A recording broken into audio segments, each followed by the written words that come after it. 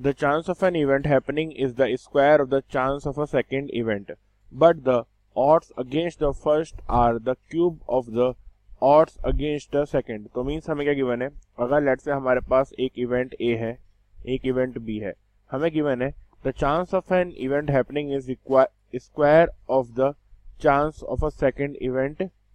तो अब हमें क्या गिवन है, अगर मेरे पास इवेंट B के होने की अगर प्रोबेबिलिटी P है, तो इवेंट A के होने की प्रोबेबिलिटी क्या है, सेकेंड इवेंट के, but the square the chance of an event happening is the square of the chance of a second event. तो इसकी क्या हो जाएगी, P square. But the against the first are the cube of the odd against the second. तो first अगर देखेंगे हम, second के अगेंस्ट ऑड्स क्या हो जाएंगे, तो सेकेंड के अगेंस्ट ऑड्स क्या हो जाएंगे, 1 माइनस P अपॉन P.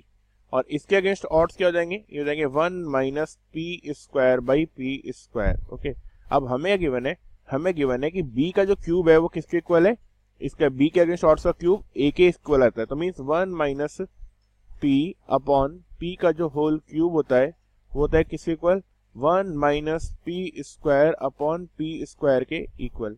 यहाँ से सिंप्लीफाई करेंगे 1 माइनस P से 1 माइनस P तो कैंसिल आउट हो जाएगा, P से P भी कैंसिल आउट हो जाएगा.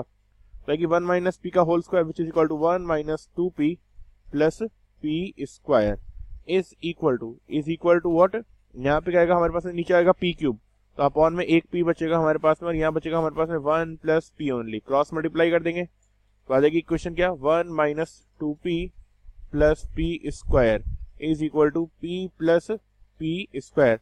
तो P स्क्वायर से P स्क्वायर कैंसिल आउट हो गया, और P की वैल्यू क्या गई हमारे पास में, P आ गया हमारे पास में 1/3. तो आंसर क्या जाएगा इसका, P की वैल्यू आ गई हमारे पास में 1/3. तो जो एक की अगर प्रोबेबिलिटी 1/3 तो दूसरे कितनी जाएगी 1/9. तो correct answer is option A.